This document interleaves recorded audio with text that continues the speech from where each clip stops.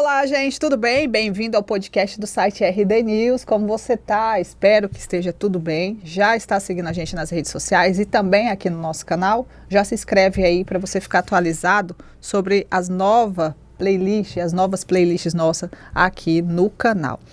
Hoje nós vamos conversar com quem está acompanhando aí toda esse rame-rame. Você conhece a palavra rame-rame? É essa discussão, desse debate em relação ao reajuste do Tribunal de Justiça. Nós já trouxemos o sindicato e aí nós vamos conversar sobre política, sobre o Republicanos, que é um partido que está crescendo muito no Brasil e também em Mato Grosso. E aí, para falar de Republicanos, nós temos que falar aí da nova geração de Republicanos, que é o nosso deputado estadual, Diego Guimarães. Tudo bem, deputado? Tudo bem, Grace. Uma honra estar aqui no podcast do RDTV, né? É uma honra estar com vocês. Obrigado pela oportunidade. Sempre bom poder comunicar com a população. E olha, eu lhe agradeço. É a segunda vez que eu venho aqui e é sempre bom a gente receber quem está na linha de frente, principalmente quem tem um olhar da jovem política. Eu vejo o senhor como um jovem político que está aí, que tem muito caminho pela frente, se Deus quiser, na política estadual e quem sabe nacional, e pode dar um apanhado para a gente. Primeiro, semana passada foi quente lá na Assembleia essa discussão do reajuste de 6,8% para o pessoal do Judiciário. Os deputados vão conseguir dar esse reajuste? Assim, eu sei que o senhor não pode adiantar muita coisa, mas o que o senhor avalia aí? Sim, primeiro, se precisar vir 3, 4, 5 vezes aqui, eu virei, tá? É muito bom e eu sempre digo que eu não me furto de estar frente a frente com um grande público, nos bate-papos, nas entrevistas, porque aqui é um espaço que a gente pode até apresentar uma prestação de contas, tudo aquilo que a gente vem fazendo. Sim. Afinal de contas, o cargo que eu exerço foi a população que me deu e a eles eu devo uma satisfação. E quanto à carreira, eu não sei até quanto eu aguento essa vida também não, tá? Gosto demais do que eu faço, amo, mas é muito corrida. Às vezes a gente faz reflexões dentro de casa quanto a se vale a pena continuar, até quando. Mas enquanto eu tiver força e tiver vontade, eu perceber que as pessoas assim querem que a gente continue, a gente deve ir pleiteando. Mas vamos lá, pauta do Tribunal de Justiça. Na última semana foi aprovado na CCJ, eu votei em primeira votação favorável ao projeto do reajuste de 6,8% aos servidores do Tribunal de Justiça. É um reajuste que não é tão grande, implica apenas tão somente no orçamento do Tribunal de Justiça. Aí, seguindo o trâmite legislativo, esse projeto de lei passou pela CCJ, da qual eu sou vice-presidente, votei favorável também na CCJ, apontando a constitucionalidade do projeto de lei. E quando entrou em segunda votação, houve um pedido de vista. Aqui eu quero fazer um paralelo. É importante que se diga que todo projeto de lei, e aí eu falei sobre isso na CCJ, aos servidores, ao sindicato e também à desembargadora Nilza Maria, que estava lá conosco, de que o processo legislativo, assim como o processo judicial, ele tem um devido processo legal, no caso do judicial, e um devido processo legislativo, no caso de uma construção de um projeto de lei. E é importante que se respeite as prerrogativas parlamentares no trâmite desse processo legislativo. É importante, eu vi muita gente agredindo com palavras, agredindo com posicionamentos mais ásperos. Quando houve uma vista solicitada ainda na CCJ pelo deputado Dr. Eugênio, ele me relatou até ameaças que ele teria sofrido pelo WhatsApp de servidores por conta de um pedido de vista. O processo legislativo ele tem que ser obedecido, tem que ser respeitado, tem que ser cumprido até para que a constitucionalidade e a legalidade de uma lei aprovada, ela seja preservada. E eu até fiz um paralelo falando bem assim, falei, gente, ninguém vai no Tribunal de Justiça questionar um desembargador quando ele pede vista de um processo que está sendo julgado. Ninguém vai para a rede social para ofender um desembargador porque ele votou a favor ou contra um processo que está sendo julgado. Então, criticar sim, discordar ok, mas agredir não. Então, vamos lá, retomando. Então, eu acredito sim que seja aprovado. Votarei em segunda votação favorável ao projeto de lei do Tribunal de Justiça que aponta o reajuste de 6,8% a todos os servidores do TJ. E agora, como houve, o processo legislativo assim o diz, é regimental, houve o pedido de vista na segunda votação, não cabe mais pedido de vista, ele deve ser pautado nessa semana, a votação deve acontecer e eu acredito que o clima dentro da Assembleia é pela aprovação do projeto de lei sim. Eu acredito que teremos votos favoráveis e o projeto deve ser aprovado. Então, logo que seja aprovado, vai para o governador sancionar. Se ele sancionar, já entra na folha do próximo mês. Se não sancionar, volta à Assembleia para análise e derrubada do veto. Perfeito. E eu acho que essa situação do burburinho, da chateação em ter os pedidos de vista, é devido a essa questão de saírem aí conversas de que o governo do estado estaria interferindo lá na Assembleia, né? Pedindo isso, porque eles têm o sindicato que esteve aqui, eles têm a segurança de dizer assim, olha, foi aprovado por todos os desembargadores, nós temos dinheiro no caixa, passou pelo CNJ, tá tudo ok, só falta a Assembleia. Então eu acho, deputado, e aí você pode até avaliar, que eles acharam assim, vai na Assembleia, quando tá tudo certo, vai ser aprovado de primeira. Sim. Mas é importante o senhor explicar que tem todo esse trâmite. Eu me recordo que na CCJ, na última reunião, uma servidora teve direito de fala, ela falou, não, a gente não é contra o processo legislativo, mas, por exemplo, teve um dia que todos os deputados saíram do plenário. Eu fiquei no plenário, eu não saí, para esvaziar a sessão e impedir a votação. Aí eu falei para ela, você sabia que a obstrução é também regimental e é um instrumento parlamentar? Esvaziar o plenário é regimental, é um direito parlamentar e que pode ser exercido a qualquer momento pelos deputados?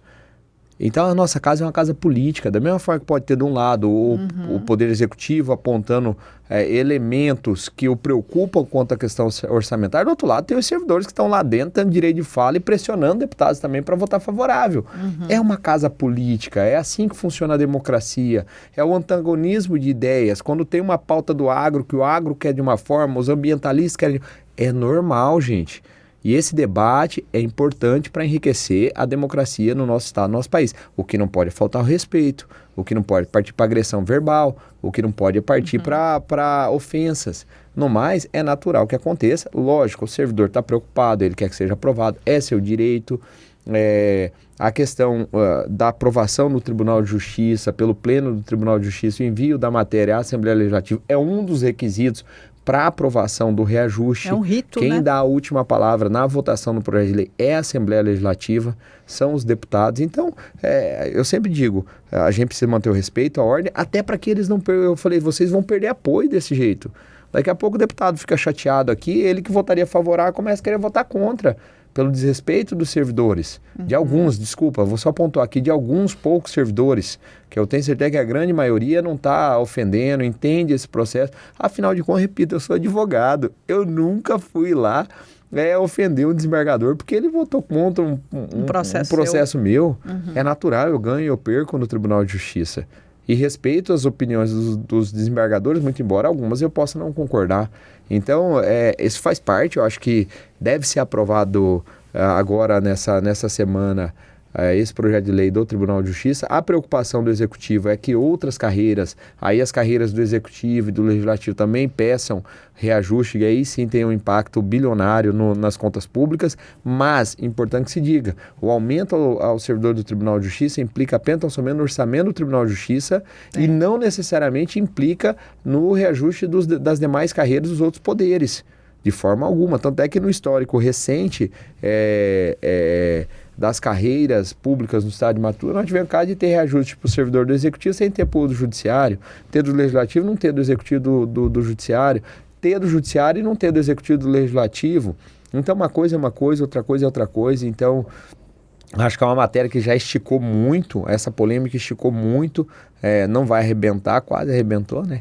Mas não vai arrebentar e deve ser aprovado, deve passar na Assembleia Legislativa com tranquilidade. Certo. E aí veio uma novidade bastante legal na sua carreira, que é essa questão do senhor ser diretor legislativo, né, do Instituto Brasileiro de Direito da Família. E aí o senhor foi empossado e o senhor já entrou com uma missão, né, que o senhor pediu aí para que haja celeridade, né, nesses desenrolar das pautas do direito da família. Por que o senhor pontuou assim a questão do direito da família? Porque nós estamos aí, né, tem licença paternidade, né, que já avançou bastante, uma vara que sempre tem demandas de pensão, de alienação parental. Vamos lá, o direito das famílias, ele está muito intimamente ligado à minha carreira jurídica. Eu trabalhei por 6 anos em uma promotoria das famílias, com a doutora Esther Asvolinski. Fui 3 anos estagiário, depois oficial de gabinete com ela, fiz uma pós-graduação em Direito das Famílias, minha monografia da faculdade foi, da Faculdade de Direito da Universidade Federal foi em Direito das Famílias, lecionei Direito das Famílias por 3 anos em universidade. É um tema que eu sou extremamente apaixonado, gosto muito e é uma das áreas que eu ainda advogo, mesmo na minha correria enquanto parlamentar, eu advogo Direito das Famílias. Fui ainda nos idos de 2007, 2008, junto com a doutora Esther Asvolinski, promotor de justiça, a doutora Rosana Marra, que estavam no núcleo de cidadania e família do Ministério Público. Participei da fundação do Instituto Brasileiro de Direito das Famílias no estado de Mato Grosso, o IBDFAM, e agora recebi esse convite com extrema felicidade para poder participar do corpo diretivo e coordenar a parte legislativa, né, ações legislativas em favor do direito das famílias. A gente sabe que quando a gente trata da legislação que norteia o direito das famílias no Brasil, a competência é federal, mas no âmbito estadual a gente pode fazer ações legislativas diretas e indiretas que pode melhorar o quadro, principalmente quando a gente pensa em criança em estado de vulnerabilidade, violência contra a mulher, que a gente pode melhorar o quadro das políticas públicas em favor das famílias. Eu lembro-me quando eu estagiava, que a doutora César Asvolinski, um dia eu fazendo um parecer extremamente robusto, 30 laudas, leis, atentando a cada documento, ela me falava o seguinte: não se esqueça, Diego, que por trás desse processo tem uma família, que ainda que ela tenha se desconstituído, no caso de um divórcio, de uma separação, que aí implica em guarda, implica em visita, implica em pensão, há uma família, há sentimento aqui por trás, há uma vida, há uma criança que quer ver o pai, há uma mãe que precisa da pensão. Há vínculos, né? São vínculos, ou há um avô, uma avó que a mãe faleceu e está brigando por uma guarda, ao direito familiar, ao poder familiar por trás disso. Então, quando eu falo da celeridade, o Poder Judiciário, nesses casos, ele tem que ser muito mais atento, ele tem que ser muito mais célere na prestação jurisdicional, porque quem precisa de alimentos não pode esperar, quem quer uma visita não pode esperar, até porque, diga-se, né, o direito de visita, quando fala bem assim, o pai tem direito, não é o pai quem tem direito de visita a uma criança, é a criança que tem o direito de convivência com o pai. Então a gente pretende aí, a várias mãos, construir dentro da Assembleia Legislativa uma discussão ampla dentro do Estado de Mato Grosso de como o Estado pode proteger as famílias, proteger a criança, proteger a mulher, proteger o idoso. Existe as obrigações da parentalidade, que inclusive os alimentos podem ser recíprocos não só para crianças, mas para idosos, o dever de convivência. Então, são vários fatores que envolvem e que eu acredito que, estando agora dentro da diretoria do IBDFAM, a gente vai poder colaborar muito no crescimento desse debate dentro da Assembleia Legislativa e com políticas públicas do nosso Estado. E aí pode criar uma Câmara Temática? Isso, a nossa ideia é essa, a partir do ano que vem a gente criar uma Câmara temática para poder discutir esses assuntos dentro da Assembleia Legislativa. Muito bom. E aí eu queria conversar com o senhor, vamos falar de coisa que está fervendo aí, né?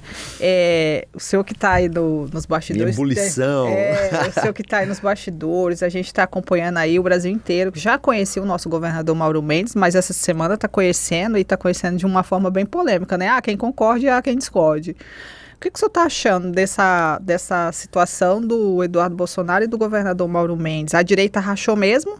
Bom, vamos lá. Primeiro que eu acho que não rachou. Os dois são figuras emblemáticas no cenário nacional, inclusive não só regional, mas nacional da política e da direita brasileira. Eu acho que são polêmicas que não precisavam acontecer.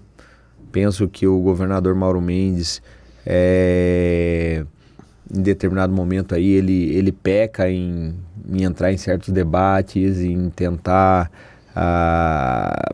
polemizar temas que não precisam ser polemizados.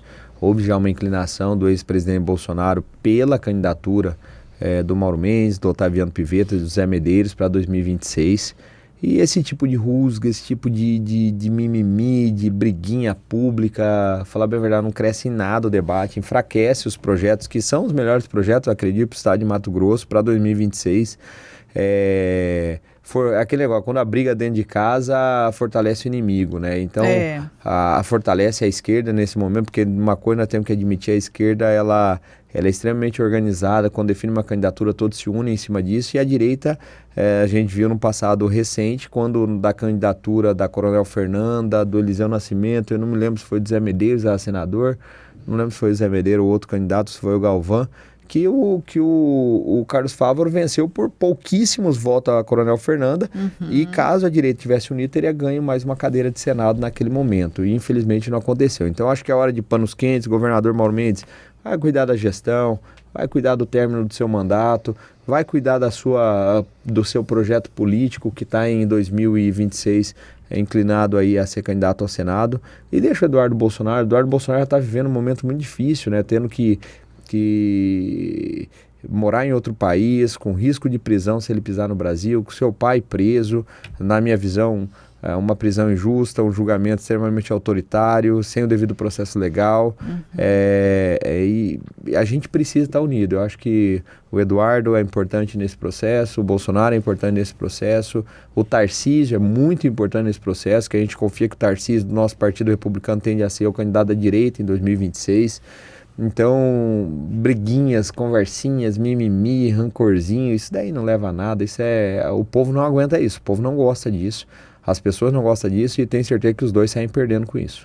E como que fica aí, vocês ficam apreensivos que essa rusga possa se estender e prejudicar, por exemplo, aí o Pivetta? Olha, o Mauro fala pelo Mauro, o Pivetta fala pelo Pivetta. Então, eu acredito que não. O Mauro pode estar prejudicando a sua candidatura ao Senado. Essa fala mais áspera, às vezes até um tanto quanto arrogante, prejudica o Mauro Mendes, com o eleitorado mato-grossense e com as lideranças nacionais da direita. Então, acho que ele erra a mão, não prejudica o Otaviano, tenho certeza disso. Você vê que o Otaviano não teceu uma palavra sobre o assunto, e nem deve tecer. Acho que ele tem que cuidar de ser vice-governador, cuidar das pastas que ele já administra, que é a educação, a Sinfra, a CEAF, aqui dentro do estado de Mato Grosso, e zelar pela sua imagem. Ele não tem que ficar batendo boca com ninguém, não. Tem que olhar para a política interna, olhar como ele pode melhorar a vida de quem mora em Mato Grosso, não ficar discutindo sexo dos anjos aí com o Bolsonaro, o Eduardo Bolsonaro, que não está nem aqui, nem candidato dentro do estado de Mato Grosso. Sim, e o senhor chegou a defender, aí o senhor fala se não é, porque eu vi nas notícias, tá? A defender o nome da nossa vereadora Samantha Iris para ser vice. A Samantha Iris, todo mundo sabe, é do PL. Por que o senhor tem esse raciocínio de que a vereadora Samantha é ideal para o Pivetta? Bom, vamos lá. O Diego Guimarães, ele surge no cenário político eleitoral mato-grossense como vereador em Cuiabá. Tá? Em 2016, quando foi eleito, junto com Abílio Brunini, atual prefeito de Cuiabá. Posteriormente, participamos da campanha em 2020, que por muito pouco não elegemos Abílio Velaton como prefeito e vice na capital.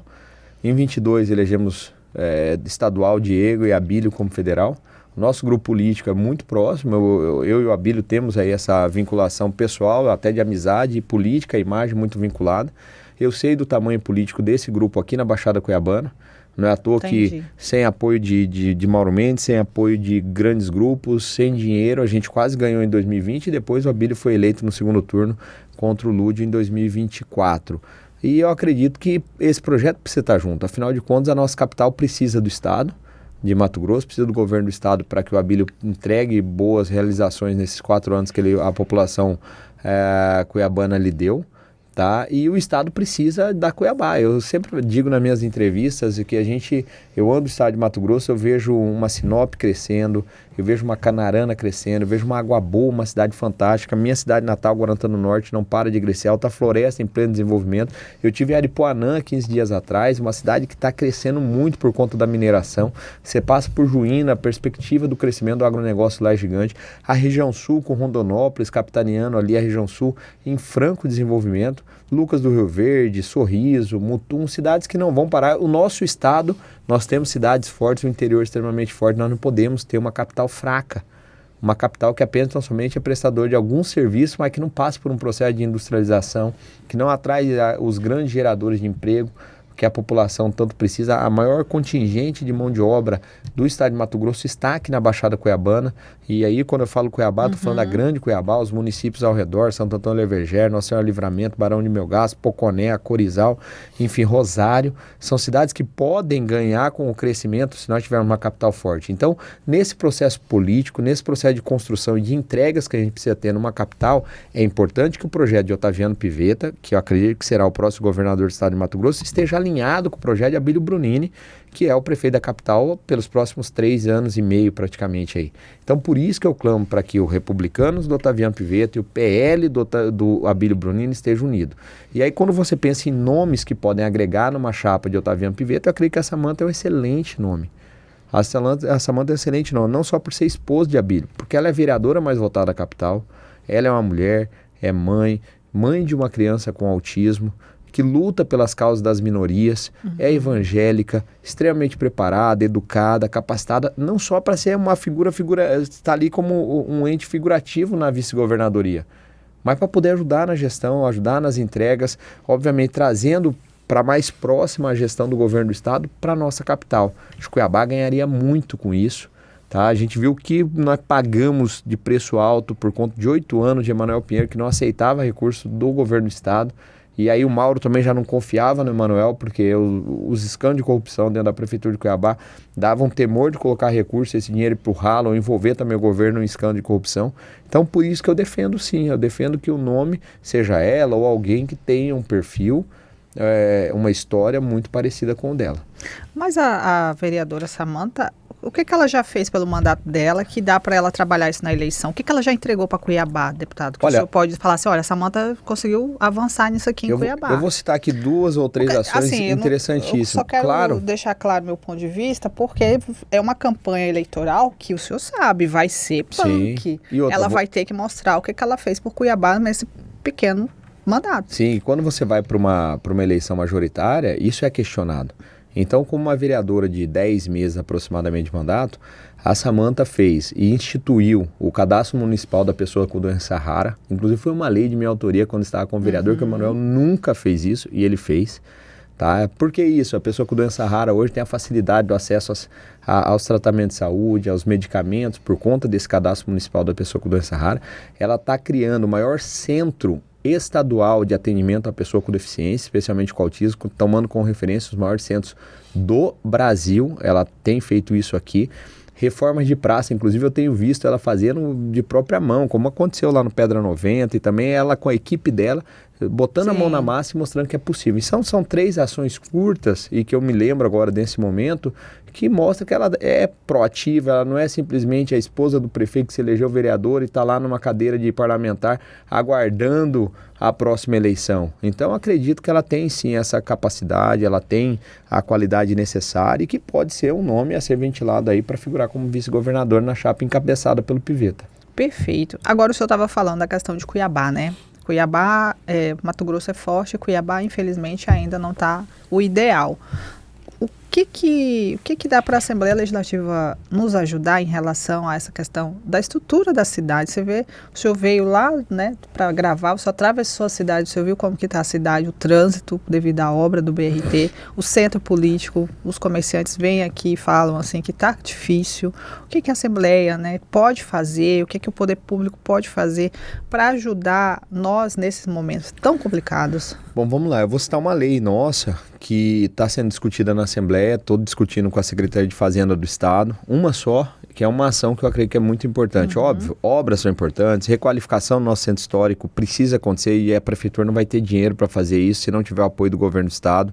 A pavimentação asfáltica que falta em muitos bairros da nossa capital precisa do apoio do governo do Estado. O governo do Estado precisa entrar nisso.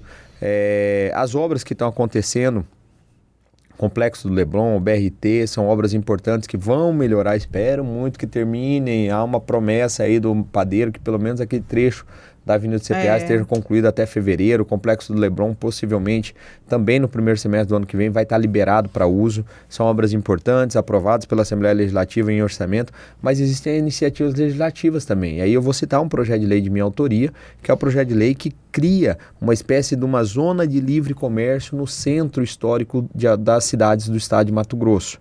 Hoje, por exemplo, um dos problemas paisagísticos que nós temos e urbanísticos que nós temos na nossa capital é o abandono do nosso centro histórico. Nós viramos as costas para o nosso centro histórico e nós passamos a crescer para os florais da vida, para os centros comerciais da vida, as regiões centrais na verdade, o comércio gastronômico de Cuiabá tem se afastado um pouco das regiões centrais, partindo ali para a região de São Sebastião, não mais no centro, no coração da nossa capital, onde a nossa capital pulsava, o coração que pulsava da nossa capital. Então, o que eu proponho? Que na região, naquele quadrilátero que envolve a nosso centro histórico, nós temos uma zona de livre comércio. Como assim livre comércio, Diego? Isenção de IPTU, isenção de CMS, isenção de ISS. Para quê? Para que a iniciativa privada tome conta. Onde está desocupado, infelizmente, nós vamos ter a droga, nós vamos ter a ocupação da marginalidade, nós vamos ter a ocupação das organizações criminosas, nós vamos ter o fortalecimento dos crimes de receptação, por exemplo, que nós temos roubo de cabo, roubo de sucata, roubo de daquilo.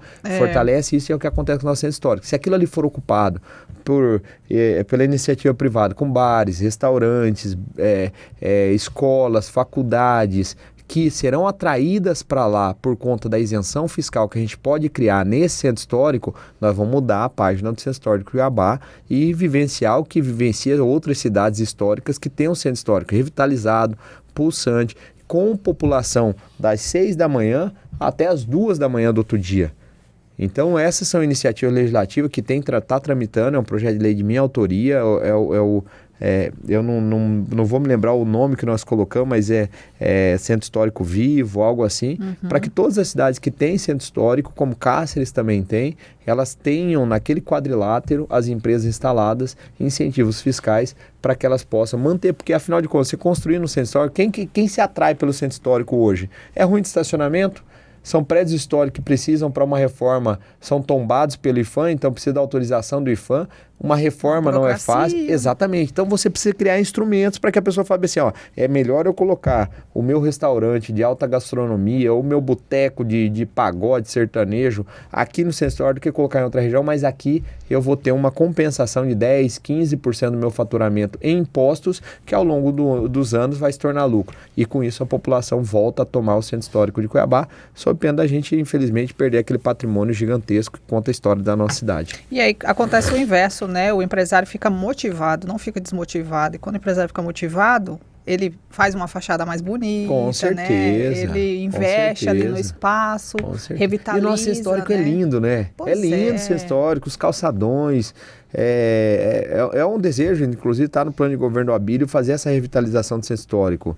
Nós já andamos ali pelo centro histórico, inclusive com o Otaviano Piveta, mostrando o potencial, mostrando quais são as ideias, mas não adianta o poder público só entrar. A gente precisa que a iniciativa privada se sinta motivada a se instalar ali, porque senão você reforma, você refaz, faz calçado, rebaixamento de fios, e depois larga lá, não vai virar em nada. Sim. Então, o que nós precisamos ali? Nós precisamos que entre o poder público com investimentos, que entre a iniciativa privada com empreendedorismo para poder tomar conta do centro histórico de Cuiabá. Perfeito, deputado. E essa sua bandeira vai para 2026, para a Chapa da Morte? Por que Chapa da Morte, gente? É porque só tem nome... É Chapa da Democracia, é Chapa da Qualidade. Só tem nome forte, né? Nós estamos construindo Leão, Republicanos. O senhor, Nininho, o que mais, deputado? Hoje o Republicanos, eu tenho dito que o Republicanos há de eleger 4 ou 5 deputados estaduais. Olha! Não tem dúvida. 4 eu tenho convicção, 5 é possível, sendo bem realista. Legal. Nós temos hoje nomes extremamente qualificados, preparados e que eu acredito que tem um bom atrativo de votos. Eu posso citar o deputado Nininho, do Moreto, Chico Guarnieri também filiará-se ao Republicano. Nós estamos lá, deputado Diego Guimarães, Maísa Leão. Por que ele vai filiar? Qual que é ele já se comprometeu, ele entende que aqui é um lugar bom, que pelo número de deputados que hão de ser eleitos, ele acredita que há uma possibilidade de eleição e também por ele concordar e estar alinhado com o conteúdo programático do partido, né? Recentemente o Ari Lafim filiou-se ao partido também, ex-prefeito de Sorriso, o Vlad, que é o vereador mais votado em Lucas do Rio Verde, já foi candidato a deputado, salvo engano, fez 16 mil votos, não me recordo. Nós temos também o pastor Alexandro, que é da Igreja Universal do Reino de Deus, já fez 18, já performou com 18 mil votos. Então nós temos uma chapa muito boa, muito bem organizada, uma cabeça de chapa aqui extremamente qualificada, e hoje eu tenho convicção que o nosso partido elege 4 deputados estaduais e, a depender do corpo que a gente vai criar e de outros nomes que vão de vir para o partido, a gente pode ter a possibilidade sim de eleger 5 deputados estaduais. E federal? 2 deputados federais nós devemos ter. Quais os nomes? Hoje nós temos o Dr. Leonardo, que já foi deputado federal, um excelente nome, o Acácio, Ambrosi, que é vice-prefeito de Sorriso, já foi candidato também a deputado federal, fez mais de 20 mil votos, 26 mil votos, 28 mil votos. O Juarez, a gente está aguardando a filiação do Juarez, ele deve filiar-se ao partido. Há um desejo, uma inclinação do Neri também de estar no nosso partido, a gente está aguardando também esse posicionamento dele, se ele deve se filiar também. Então, só aí nós temos 4 nomes que tem serão 9, né, ao final para o deputado federal, que tem uma possibilidade de votos muito grande. Aqui de Cuiabá a gente tem buscado também algum nome para que possa ser um candidato a deputado federal pelo Partido Republicanos. Então, vem com uma chapa majoritária, então acho que o Republicanos tem muito a entregar, fazer um amplo debate com a população, apresentar bons nomes e, obviamente, fazer eleições de algumas boas cadeiras. Vai ser o partido que mais vai crescer em 2026 aqui no estado de Mato Grosso. O vereador Daniel Monteiro vem se destacando bastante lá na Câmara. Você vai deixar ele lá mesmo? Olha, tem esse o Daniel é excelente, eu deixar ele lá. Assim, né? Seria muito para mim poder falar, fica aqui, vai para... Não, o Daniel é um excelente nome, é um quadro maravilhoso do Republicanos, uma surpresa positiva. Nos seus posicionamentos. Eu só acho que daqui pro... Às vezes eu discordo dele, porque às vezes ele é bem crítico ao Abílio, mas as críticas também são bem-vindas, desde que respeitosas e dentro do campo democrático e construtivo. Então, eu acho que ele tem... É interessante, né? Alguns, mas o republicano é alinhado com o Abílio. Somos sim, mas cada vereador, dentro do seu íntimo e das suas bandeiras, ele tem a liberdade de poder fazer as suas defesas e também críticas à gestão, assim como eu faço constantemente crítica ao governo Mauro Mendes, direto, quando eu vejo alguma coisa errada, é lógico, ficar puxando saco não é com a gente, não. Mas o Daniel não manifestou o desejo de ser candidato a deputado. A gente pode estar discutindo, não sei se ele tem isso no seu coração e se seu grupo político assim o quer, mas seria um excelente nome também para figurar como candidato a deputado estadual pelo Republicanos. Nossa, eu tô achando que o Republicanos vai ser o novo PL da majoritária, hein? 2024 só deu PL. Vambora. Vamos discutir com a população. Eu acho que é válido. O Republicanos é um partido de direita, mas é uma direita que dialoga, é uma direita que não é restritiva. A gente compreende que existem outros lados e outras formas de pensar o Brasil, de pensar o nosso Estado. Isso é importante, mas nós não abandonamos nossos princípios, não abandonamos nossas convicções. Eu acho que esse é o rumo que o Brasil precisa tomar. Essa dualidade extrema que muitas vezes se impõe como as únicas verdades, a extrema eu acho que é perigosa para o Brasil. E eu acho que o crescimento e o desenvolvimento, ele vem sim com posicionamentos firmes.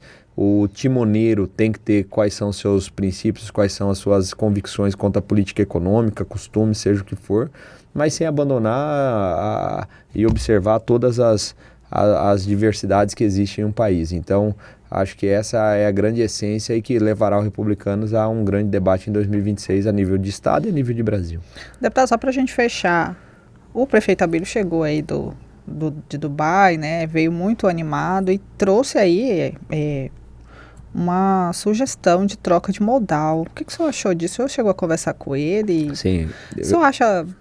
Vamos passar de novo por isso? Olha, a grande diferença é que essa troca de modal proposta pelo Abílio não muda em nada com relação a obras. Porque quando fala disso, a gente já fica naquele tema, VLT, BRT, meu Deus, o que vai acontecer? Não, em nada implica na obra. É apenas, então, somente o veículo que vai ser utilizado. Porque ele anda no mesmo trajeto que o BRT andaria, só que ele é mais moderno, econômico, anda mais gente, mais confortável.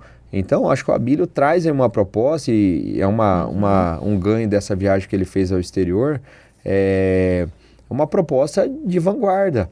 Muitas pessoas falavam, não, nós vamos andar de ônibus, movido a combustão novamente, esse negócio, nós podia estar no VLT. Nós vamos ter a praticidade, a modicidade que o BRT tinha, com a tecnologia, economia e avanço, inclusive quanto ao combustível, à fonte energética, que o VLT trazia. Então, acho que o Abílio conseguiu unir ali o útil ao agradável, o que tinha de bom no VLT, o que tinha de bom no BRT, colocar tudo num só modal. Obviamente, essa discussão ele vai ter que fazer agora junto ao governo e também buscar meios, porque não é algo barato, para poder implementar aqui no estado, aqui na nossa capital. Vai ter que ter mais dinheiro, né? Não, mas é quase o mesmo custo do BRT. O negócio é convencer o governo a implantar o bus... Eu não lembro nem porque tem 3 nomes ele aí. O Bud, é BUD, isso. Eu acho que é convencer, acho que o governador já falou que conhece o modal também, essa discussão não vai atrasar a entrega, não vai precisar de novas obras, é só questão do modelo do veículo, que é mais moderno, mais prático, menos custoso, menos oneroso quanto à sua manutenção do que o BRT. Então, acho que a Abílio acerta nessa daí. Tá certo. Deputado, obrigada, adorei. Eu que agradeço, Grace, valeu. Adorei entender como que tá, que a gente fica aqui dentro e aí quando vocês vêm a gente consegue expandir e saber como que tá sendo a política lá fora. Parabéns, valeu, uma honra. Valeu. Gente, segue o deputado Diego Guimarães nas redes sociais e também segue a gente, tá? Estamos te aguardando. Um abraço. Tchau.